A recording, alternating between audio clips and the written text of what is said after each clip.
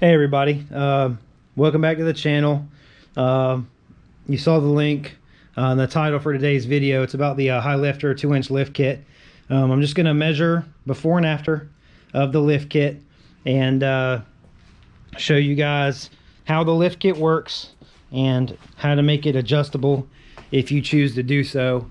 Going to try to keep the video somewhat short but be thorough at the same time. And first thing I know that you got to do, since I've already installed this on the red Rubicon, on the front it has a bracket lift, the rear just has the arched arms.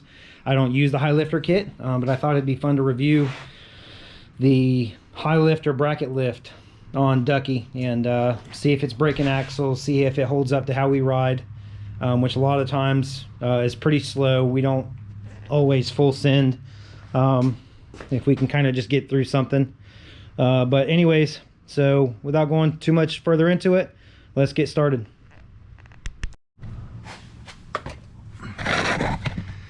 All right guys, so first thing I want to do is measure my ground clearance before I do anything. Just sitting on the tires, I got this cool new stand with this GoPro Hero 8. So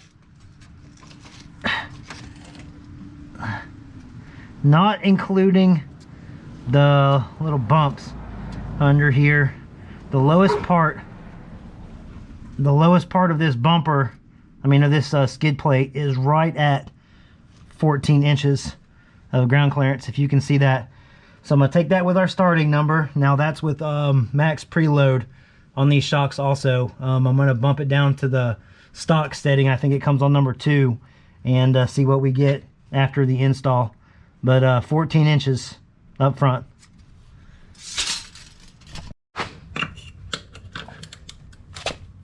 All right, so basically I put the jack underneath it just to take a little bit of the weight off, and I loosened up both front wheels lug nuts just to get the torque off of them, and then we're going to lift it up, and then I'll finish taking the wheels and tires off. All right, now this is how we're looking. Wheels and tires are off, and got them both off the front. I'm gonna do the front first, and then we'll do the back. Now nothing else has to be done for the lift. I know you just gotta take off the top shock mounts, and so I'll do that, lay the shocks down on both sides, and then we're gonna get the Highlifter lift kit out and show you guys all the pieces and start prepping to get this thing on. All right, so it comes in this little package right here. Hope you guys can see this. If not, well, it'll only take me a second. I really don't plan on using this box again. All right, so you got bracket lift there, bracket lift pieces there. These big ones are for the rear. Yeah, these are for the rear bracket lift, and then these go on the front. I'm pretty sure if I remember correctly. Comes with a nice set of instructions. Thank you for purchasing a Highlifter lift kit. Again, this is a 2-inch lift kit for the Honda Rubicon, 2015 to 2020. Should fit no problem. So they give us that there. Thank you. And this comes with a thing saying it's a Highlifter. I didn't install it on the last one. I probably won't install it on this one either, but they do give you one. We'll see. And on the hardware, a sticker if you want to show everybody you're doing a Highlifter lift, and some new stickers saying, hey, the suspension's been modified and you can roll over because we changed the suspension on it. So other than that, that's it. Pretty easy unboxing. Now let's get started. Let's get started on this install and get these shocks taken off. All right, guys. So let's get this front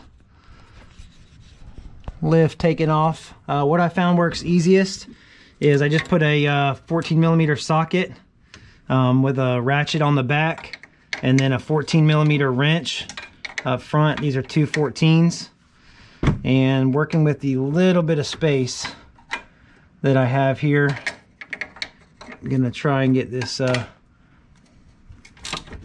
nut off. All right, this driver side, a million times easier. Nothing really in the way to stop you. Pick up on the suspension just a little bit, be easier to get that bolt out. All right, and if you want to move the shock out the way,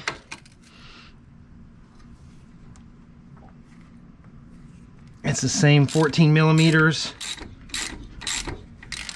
And honestly, if you just loosen it up a little bit, you should get done what you want to get done there. All right, so I just slid the front Highlifter bracket in.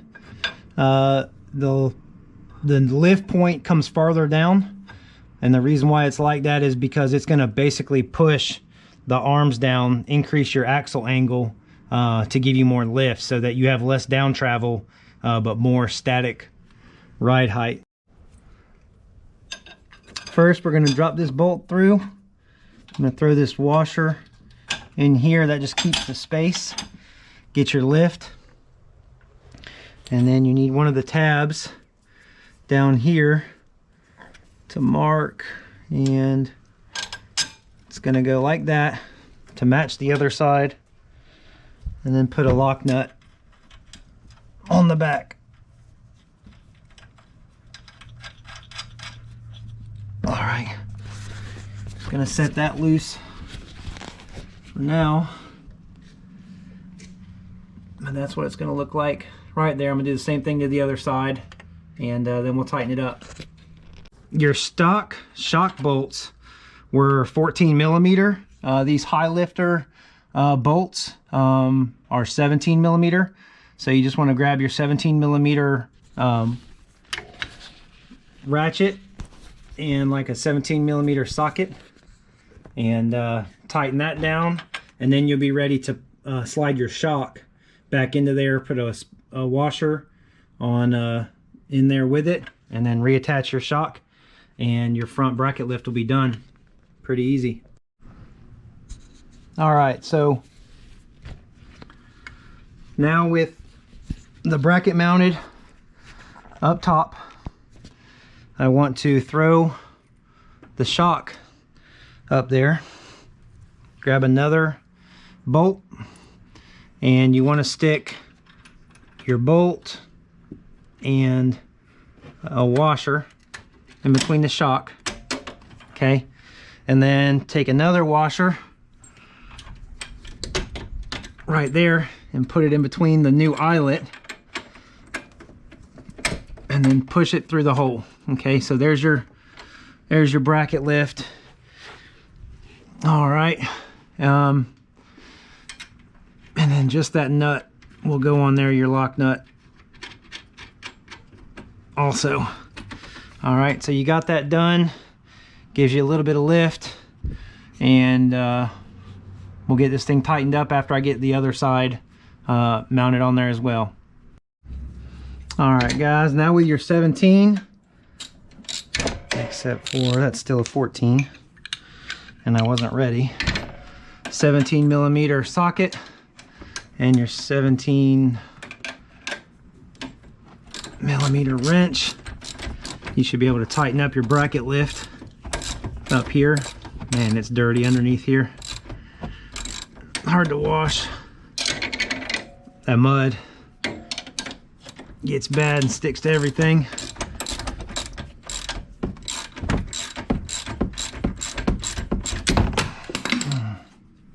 Whoops. All right, that'll do it.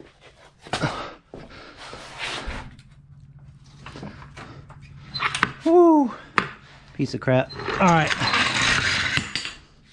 Oh yeah, I can definitely see the freaking huge arch since the bracket lift. That's got a lot of angle on it on max preload, so I'll probably bring that down some. Let's get the steering wheel straight. Wow, that's ridiculously tall.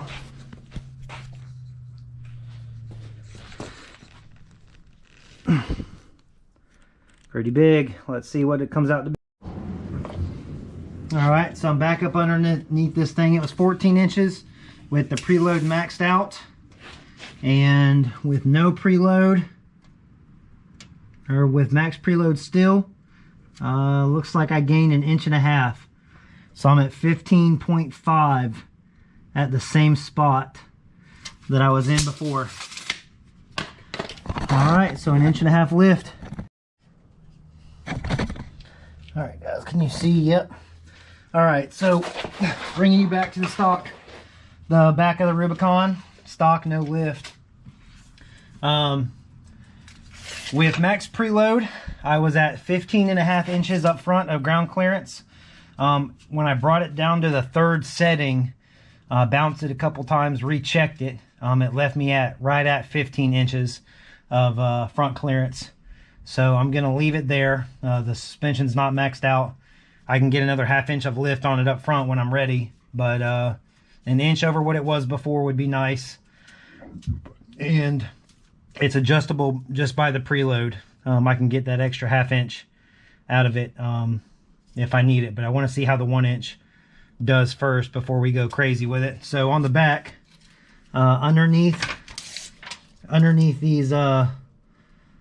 these tubes right here, I'm sitting at 16 inches, almost like 16.25 inches of ground clearance in the back. All right, so I got the back suspension set up. You can still see it. You got tons of room. I'm thinking the back's gonna be even easier than the front.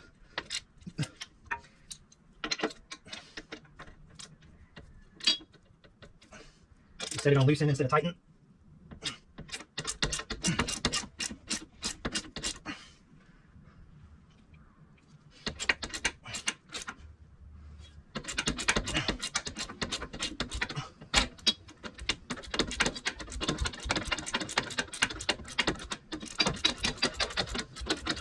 Tell you what, power tools sure would be a lot easier, guys. But all right, so that comes loose.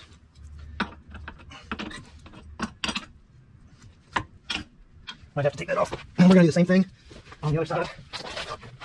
Except once again, now this side's easier because there's no exhaust in the way.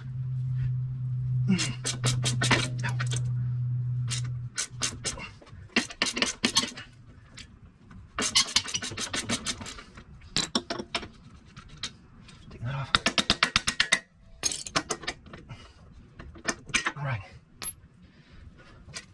And that comes out there. Easy peasy. All right, let's get the bracket lift and some of the parts together.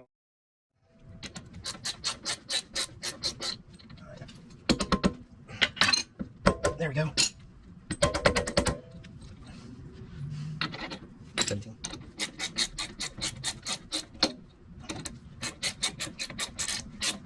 I'm just applying a little bit of pressure. There it goes. And it's off. All right, so that drops out. Easy, let's put this bracket lift on. All right, I put the 2 brackets on right here with that number facing out. It comes with spacers, 2 of them that are going to go where your factory shock was. Just slip it in right there, put your spacer in the original location, and slide it through to that bracket. And then you can put on your lock. All right, my battery died. What I did was I drilled a hole. I put these 2 brackets together and I drilled a hole that lines up. Now, if this is a 2-inch lift from the factory location and your stock bracket ends right there, any spot from here all the way over can be an adjustment in your lift. So that was a 2-inch lift that they advertise, and on my particular machine, I only got 1.5 inches out of it from the same spot to same spot.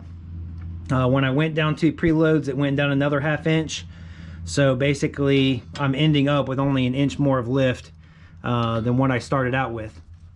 However, I don't want to go to stock. I don't want to get too close to here, but I do want another option in case the 2-inch is too much. So I made a little starting hole right here.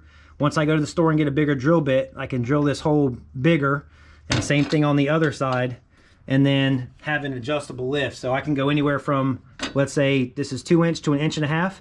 This might only be 1 inch lift from there. So if you want to add the adjustment, just drill another hole and it works the same way. It'll really help you guys if you want to see, you know, what works for you, what you can get away with on more angle without having to, you know, totally get rid of the lift and then go back to stock. So I did it on both sides. I put them together and just drilled 2 holes.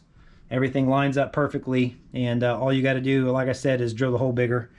So that's how you do that. That's how you make it adjustable. There's no need for any more than the 1.5 to 2 inches on the stock length. You can only get so much.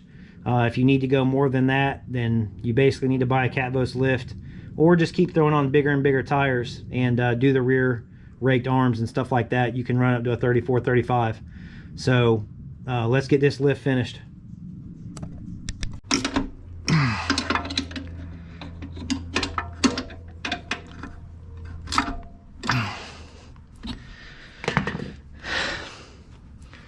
Alright,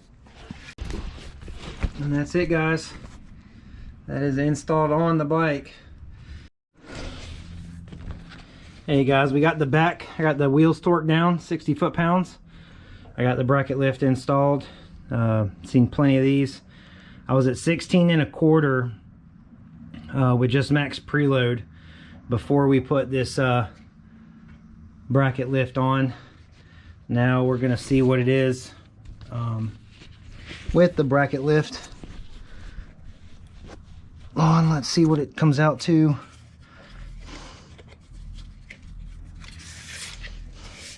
From max preload, no lift, to a bracket lift, that is on the money at 17 inches. So I'm at 15 and I'm at 17 on 31s with a bracket lift on no preload.